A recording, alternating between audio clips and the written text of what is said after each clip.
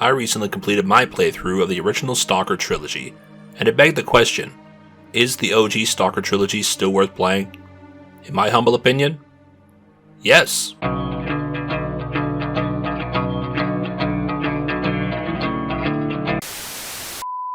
So to elaborate further, yes, I think the OG S.T.A.L.K.E.R trilogy is still worth playing, even so many years after its release. It's true the S.T.A.L.K.E.R games are buggy, difficult, slapjank shooters, but they're also fun, full of memes, dripping with atmosphere, and I think, enjoyable as a whole. To get us started, let's touch very briefly on the story, but before we do, I have a quick message from this video's sponsor.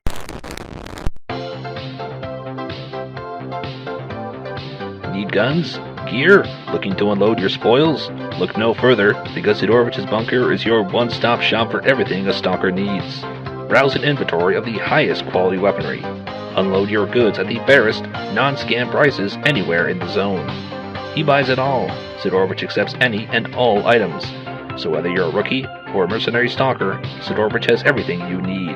Stop by today, located in the Cordon sector, just inside the Rookie Village. This advertisement was paid for by S.T.A.L.K.E.R. S.T.A.L.K.E.R assumes no responsibility for any mentions in this advertisement not being true to reality. Any live nudes being sold must be restrained or caged appropriately before attempting sale. S.T.A.L.K.E.R reserves the right to refuse service to anyone. Bandits, renegades, military stalkers, UN ISG, sinners, and the monolith are not welcome at S.T.A.L.K.E.'s bunker and will be shot on sight. Wow, the lore goes deeper than I thought. This isn't just lore, it's a lifestyle. The games were released in the late 2000s, with Shadow of Chernobyl coming out in 2007, Clear Sky in 2008, and Call of Pripyat in 2009. An oversimplified quick summation of the stories are: in Shadow of Chernobyl, you play as the Marked One, a stalker suffering from amnesia who goes out into the zone in search of his lost memories. Clear Sky is a prequel to Shadow of Chernobyl, where you play as a mercenary named S.T.A.L.K.E.R who is tasked with stopping a stalker who goes by the name S.T.A.L.K.E.R from reaching the center of the zone. Call of Pripyat has you playing as an undercover military officer, Major S.T.A.L.K.E.R, sent into the zone to find out why the latest military operation has failed and search for any survivors. I won't dive too deeply into the stories of each of the games, because there are twists and mysteries that are best experienced firsthand and solved for yourself. If you'd like more information about the story and timeline of the S.T.A.L.K.E.R video game universe, and more lore about these sequence of events, you can check out my video on the timeline of the events for all three games. So that was a brief touch on the story, maybe briefer than some people might like, but how do the games actually play? Answer? No! They're shooting at us!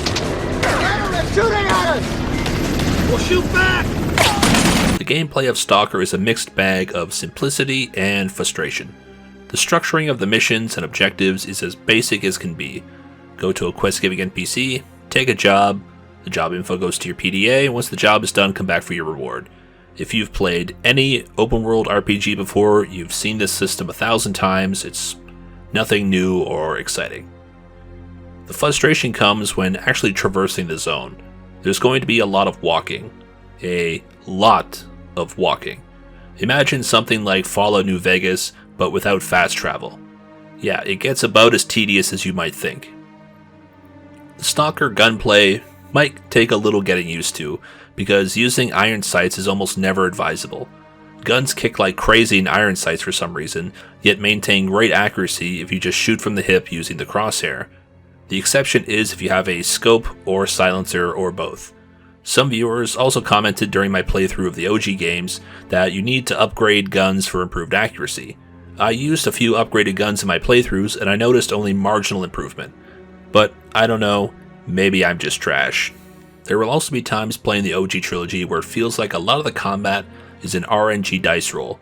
Will this enemy take 10 shotgun slugs to kill or just one? Will this enemy miss every shot or fire one bullet and headshot me? Whoops, a grenade just landed at my feet. Am I gonna die or be completely unscathed? I mean, I don't know how the game engine works. I don't know if there's a number calculator buried in the X-ray engine code somewhere that randomizes bullet damage.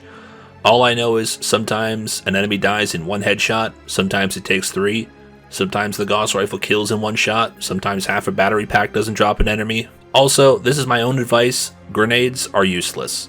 If you play the OG games, I'd say pick up grenades just to sell them. The OG grenades suck. Also, first-time players should be beware of GSC's dickish design decisions in the final levels of each game. For some reason, in the final stretch, GSC just says fuck it and decides to throw all sorts of crap at the player. Clear Sky gets the worst rap for this, but they do it in all 3 games.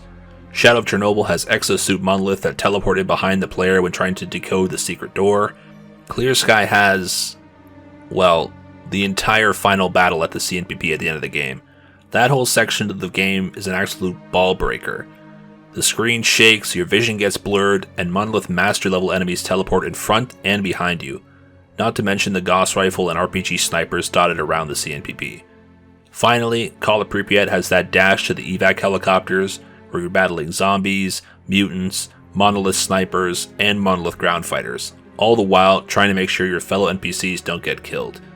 In my humble opinion, GSC maintained a good standard of difficult but fair for 2/3 of each game, but in the final third of each game, they just decide to take a belt sander to the player's balls. Ah, sweet! Man-made horrors beyond my comprehension. In almost every review for the OG S.T.A.L.K.E.R trilogy, it's mentioned that the atmosphere and the world of S.T.A.L.K.E.R is a highlight of the series.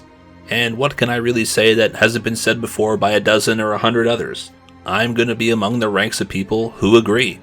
The atmosphere of the zone and the world building is second to none.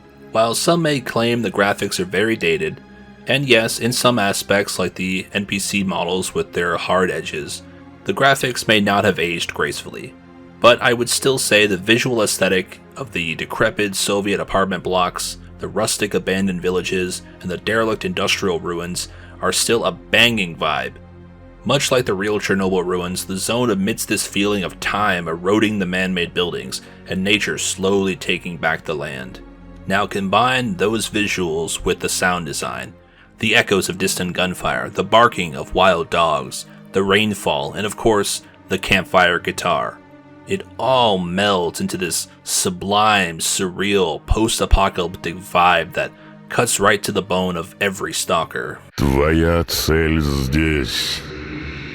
Иди ко мне.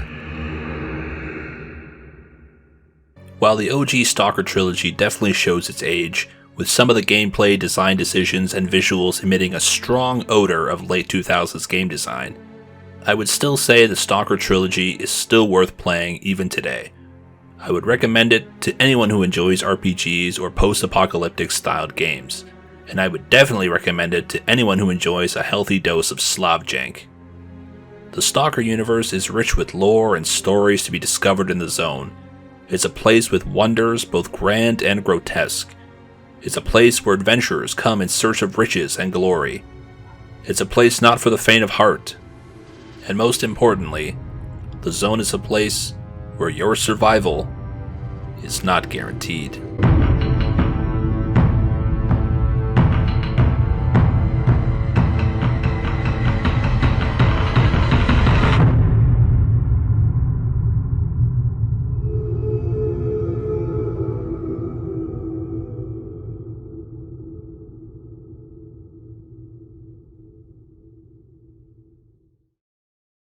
Hey, Zone Operator here.